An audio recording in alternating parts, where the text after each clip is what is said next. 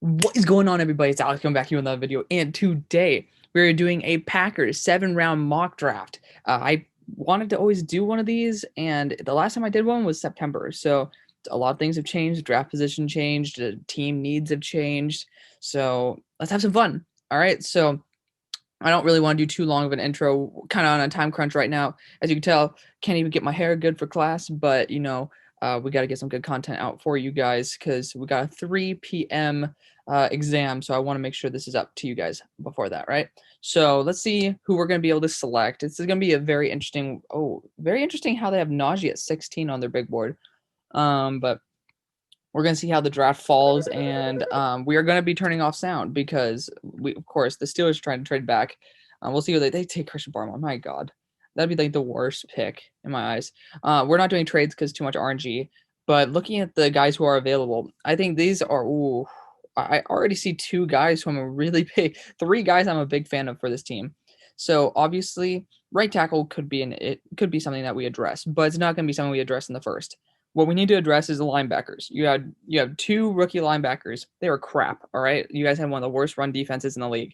You guys have to address corner. You guys are losing two of your top three corners. That's a big issue. Then you guys also need to strengthen the interior defensive line. Did I just talk about the run defense? Yeah, Kenny Clark has absolutely nobody on the interior. And then of course we gotta go after tackle. And then I don't know if I already mentioned wide receiver because obviously I think that's a foregone conclusion. But I think this wide receiver class is deep enough. The linebacker class is also pretty deep, but I think that the talent here, I mean, you guys know me. I'm a Zaven Collins fan, even though I know people at Tulsa who have told me about the personality problems with him. That honestly might push him down to this point, but look at him 6'4, 260 pounds, for Christ's sakes.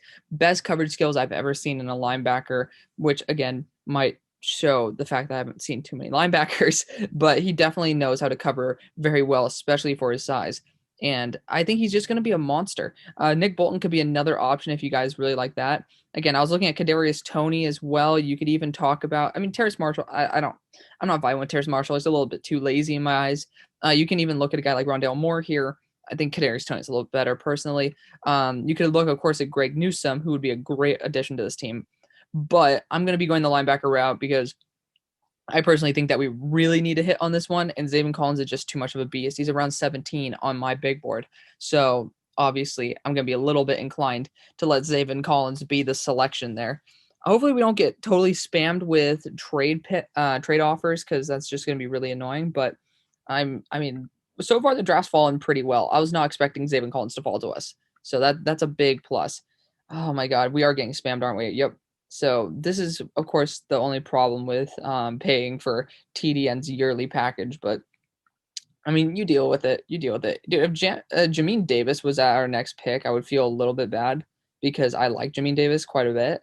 But then again, he has only had 11 starts, so he is at our next pick. So it's unfortunate, but again, we would never have known, and I think the talent is much, much better for Zaven Collins than even Jamin Davis, who, again, has only had 11 starts and wasn't even supposed to start this year.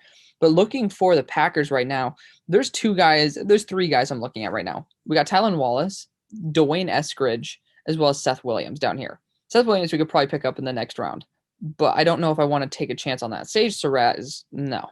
That's a big no. Frank Darby also, he's okay, but looking at a guy like Tylan Wallace, he's an absolute stud. He would be a perfect fit in this offense. Problem is, I take him in every damn draft. No, I think Dwayne Eskridge is better. I don't think that TDN is right by putting Tylan Wallace at 100. I have him right around like 80 range. And that's, to me, it still feels bad to have Tylan in that 80 range. Maybe I could bump him up into the 60 range.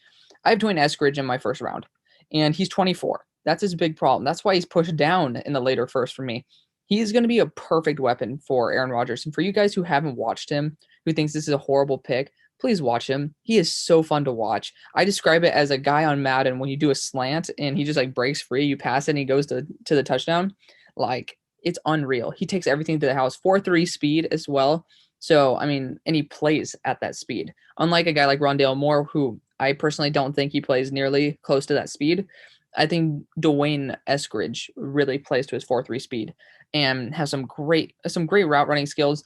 Again, Not the best hands in the world, but he has shown the ability to go up and get it when he wants to. Amon-Ra St. Brown, another great option here too. So there's a lot of good options on the board. I'm personally a big fan of Dwayne Eskridge. I know my guy Mason, who's a huge Packers fan, would take Amon-Ra St. Brown any day of the week. And I'm starting, honestly, I love Dwayne, but then again, Amon-Ra, again, he is also a junior, and he's come to the team with his brother, who he'd probably be kicking off the roster, or possibly kicking him down to the practice squad. But Amon-Ra's great too. So the question is, who do you want? And I honestly think Amon-Ra should be taken before Dwayne Eskridge, even though I'm a bigger fan of Dwayne. I think that it's just more realistic to go Amon-Ra here. So we're going to be doing it. He, again, very similar to Dwayne Eskridge. He also plays in the slot as well as in the outside. So I think I'm a big fan of either one of those guys. You know what? Insert whoever the hell that you want at that spot, and I won't argue with you. All those options are excellent. We're probably going to have Tylan Walls fall to our next pick, but we don't like. There's no guarantee of that, and we need to get weapons. I mean, hell, Tylan Walls might be our next pick for Christ's sake. So I think that we just very much need to analyze how the board is going to be falling. And even Chaz Surratt, if he's at our next pick, I'd feel like horrible inside. And is he? Thank God. I thought he was going to be. I was like, woof, it's gonna be tough. Again, corner is an issue. It's something that we should be addressing. And oh, do I just go with the guys who I absolutely love because I want to give you Packers fans like the best guys? Maybe. Spencer Brown could be a really good right tackle option though. This is tough. This is a really tough spot. The question is, who do we go with? Because we could go with a guy like Rodarius Williams in the next round, who's going to be pretty damn talented. He's 25 years old, going to be able to come in and just play from day one. Even Tay Gowan and Marco Wilson could be really good late round options. Tackle wise, dude, Spencer Brown is a freaking beast at right tackle. Like it's tough. It's tough to think of anybody else past him that'd be a good option. I mean, we could get like a Brady Christensen later on, but he's not ready to start day one. This is a really tough one for me, guys. I'm gonna be honest. I really want to go Keith Taylor here because I have a late second on Keith Taylor. But from what I've seen about Spencer Brown, I mean, we got to make sure we got to invest on the offensive side a little bit more. Looking at interior defensive line depth, we got plenty of guys on the board. Even if we get Bobby Brown in the 5th or Kyrus Tonga in the 5th, I'd be perfectly fine with that. I'm honestly going to pray that some of these corners fall a bit. Even Ambry Thomas is pretty damn solid. He has a great work ethic too. I just can't see any more right tackles that are worth anything to us. Spencer Brown to me is worth a late second, especially if it's like to the Rams or something that could probably like use a day one starter. But I mean, Spencer Brown's going to be possibly the best starting day one tackle left on the board. And he's one of the most pro ready, in my opinion, especially at the age of 25. You guys aren't going to like it, but I'm going to be going with it. Again, we're going to see how the board falls. Of course, Keith Taylor goes right there, who I think he'd be a pretty solid fit on the Bills. But honestly, I mean, I'm just in love with these Washington corners this year. There's a lot of really good guys. Even Trill Williams was a good option for us there. You know, there's a couple schools that are pumping out some very high-end talent. So, you know, there's definitely there should be some guys down the road for us to take. So I'm very excited to see that. Davis Mills to the Broncos. That's something I actually kind of want to talk about. That's quite interesting. You know, Davis Mills is somebody who I could see him on the Broncos and see him actually playing better than Drew Lock. He looks really talented. I did a full report on him. If you guys want to see all my reports, of course, follow my Twitter. I always post whenever I have a new one. And then just always look at the links in the description. Even join the Discord. We got almost 90 people in there now. Holy crap. It's great. Brady Christensen did fall, but he's not ready to start day one. I'm going to be looking into this. Oh, we got Ambry Thomas here, guys. You look at him and like he looks, I mean, I know some stories about him and apparently he went through some crazy sickness and he ended up like losing 25 pounds, like something crazy like that. And then he still fought for the starting position and won it at Michigan. That is a true heart of a lion there. That's somebody who's going to be a very high work ethic guy. He didn't look that bad in the Senior Bowl either. He looks pretty talented. So I'm a big fan of him. I know a lot of my subs are big fans of Ambry Thomas, so that's honestly great value. I'm very happy he fell. I'd be looking at Marco Wilson later on as well, but this is where we need to go interior defensive line. We still have Marvin Wilson and Darius Stills on the board. Take whichever one you want. I honestly might just go Marvin Wilson because he's a space eater more than Darius Stills. Darius Stills is 281. Obviously, Marvin Wilson, much larger. If you want to use Darius Stills in the 3-4 D end, then you can do that. I'm not 100% sure what scheme you run. I think do you guys run a 3-4? if you do, Darius Stills might be a better option. But I think Marvin Wilson, regardless, would be a pretty damn a solid guy to stop the run, better than Darius Stills. I think Darius Stills is better as the pass rusher. Marvin Wilson guaranteed better in the run game. Again, he definitely took a big step back. That's something that we need to talk about. He definitely took a big step back, but you never know, with the mentorship of Kenny Clark, he might be able to come back to his former first round glory. And I'm a big fan of that. If you guys see like repeat picks, by the way, please call me out on it, because I can't even remember who I take. I just want to take the best players for you guys at their respective spots. I was thinking about even taking Ellerson Smith there. Just fun fact. I mean, I just love Ellerson Smith. There's going to be a video coming up tomorrow from Mason and I on our PTST channel, and it's us talking about our sleepers. And I had Ellerson Smith as one of mine. I love Ellerson Smith. But looking at the next spot that we could go, we could probably just go another wide receiver with like a guy like Shi Smith or Cornell Powell. I think ran in like he ran the 4.4s or the 4.3s. So I think Cornell Powell might be a pretty damn good option here. You know, we could just use, because MVS is more like a Marquez Stevenson in this draft and not really the greatest. We saw obviously Alan Lazard has kind of like come into his own, but that's just because Aaron Rodgers is a fucking G. I don't know. I think we might want to look at the cornerbacks again. There's still Wild Goose here. Wild Goose looks really good, by the way. I've heard some very good things. He's a PFF dream boy. We're going to be going with him because, again, we're losing 2 of our starters, and I don't know if we're going to be able to re-sign any of them. I don't know too much about Wild Goose. I just know of his reputation, and for me, that's good enough to take. So Wild Goose it is. At this spot, I might just take a guy like Divine Diablo, Cornell Powell, or Shi Smith for the upside. You know, I think I have like a mid-4th on Shi Smith, and that was me being low on Shi. I think that he has a lot of potential, but he has one critical flaw that makes him potentially undraftable, and that's the fact that he leans to the side he's about to run his route on. It's so funny. Like, he'll, about 3 steps before he breaks, he starts leaning towards the break. It's like, what are you doing, mate?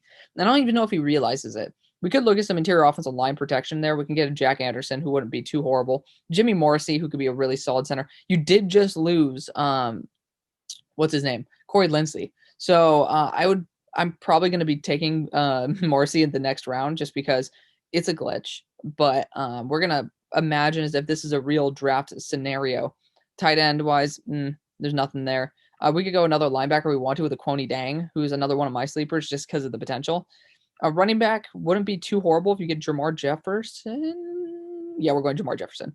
You guys, of course, lost Aaron Jones. Jamar Jefferson, to me, has a early 4th grade from what I know so far. Obviously, every Packers fan I know wants to get Jamar Jefferson. If you guys haven't seen him, go watch him. He's pretty damn fun to watch. I'm a big fan of him. I would say that he's kind of like a worse version of not Kareem Hunt. He's a faster, worse version of Kareem Hunt. If you guys want to if you guys want to have like a really shitty comp, that would be a good one. But big fan of that. I swear, I'm praying that Morrissey is going to be there for us, because I would be so happy at this pick. I don't care if he's all the way down and he's on the board. I know that even Tristan Hodges is a guard. He's the last center on the board. Morrissey to me has I'm pretty sure I have like a mid-4th on him. Again, it's like I don't get what TDN's doing, but I'm not going to be that much of a dick and just totally screw him over. But looking at other guys on the board, I'm not going to be taking Jalen Darden. That's a little bit unfair. But somebody we could be taking is Austin Watkins, another weapon for us. But Marco Wilson as well. I mean, I know we've already gotten 2 corners, so it doesn't hurt to get a 3rd. Cade Johnson, to me, could just be a sleeper in the draft. He's definitely a very talented player. You have enough size right now on your roster. Who do we get for you wide receiver wise? We got Amon-Ra. Amon-Ra 6'1", right? Yeah. So you have enough size on your roster to be able to at least have some effect. And then you obviously have Equanimous, who's like, what, 6'5"? I'm going to go Cade Johnson here. He's more this project player who, you know, he has some really good route running skills out of South Dakota State. Somebody to keep an eye on later on in the draft, though, is going to be, where is the guy, Trey Walker out of San Jose State. Definitely somebody who can have a bounce back NFL career that's better than at San Jose State. But San Jose State's pretty good. I don't know if you can have much better of a career than you would at San Jose State. I'm looking maybe at this next spot, we could probably get like an edge player like Chris Rumpf or something. Taron Jackson would be another good option there. just like, of course, you always take a shot at an edge player in the 7th because, like, why not? We could also look at safeties, see if there's anybody good on the board. Unfortunately, there's not really anybody. We could get Jacoby Stevens and put him at linebacker. That's something that I think he is going to be potentially going as a linebacker. And I mean, if you look at him, he's going to be much more of that rover role that you see with a guy like JOK. But we're going to get away from that for the time being. You know, looking at the guys who are on the board, I would, of course, go Tamori and Terry because that's such a glitch. But maybe getting a guy like Chris Rumpf as just an understudy would be good. Marquez Stevenson to replace MVS wouldn't be a horrible idea. You know, we've already gotten 2 wide receivers, and again, we could go a third, but I wouldn't really want to do that for you guys. Taron Jackson, another guy here. So it's either down to Rumpf or Taron Jackson because, again, it's the 7th round. You just take a project player. I'm going to be going Taron Jackson, though, just because I like his upside a lot more. He's one of Mason's sleepers, so big fan of that. So let's look at our picks really quick. We could fix that defense up pretty damn good. You know, Zaven Collins, Ambry Thomas, Marvin Wilson, Wild Goose, and then Taron Jackson. That's a pretty good draft class right there. A lot of guys are more project. Again, I don't know too much about Wild Goose, except, I mean, I don't really see Wisconsin getting picked on too much in the secondary, especially him. Taron Jackson, again, project player. But you got Ambry Thomas, who you already know he's going to start fighting for a day 1 job. Again, you could sign, this is a pretty deep corner class in free agency. So you could do that as well. Marvin Wilson, monster up the interior. And then again, there's so much potential with Marvin to where if you get him at that spot, it's like, you don't know if he's going to just go to his old self. And then it's worth taking here at 62, right? Like Zaven Collins is going to be the commander of your defense. That was the perfect pick in my eyes. And the entire draft is my favorite pick. But on the offensive side, too, you got Amon Ra, Spencer Brown. Those are 2 big needs that are filled right there. As well as, of course, Jimmy Morrissey to fill in that center role with Lindsley gone. And then you got Jamar Jefferson there. He's going to possibly start for you guys. Cade Johnson. It was a good draft. In my opinion, it was a good draft. So let me know what you guys think. Thank you guys so much for watching. I'll see you on the far side. Peace.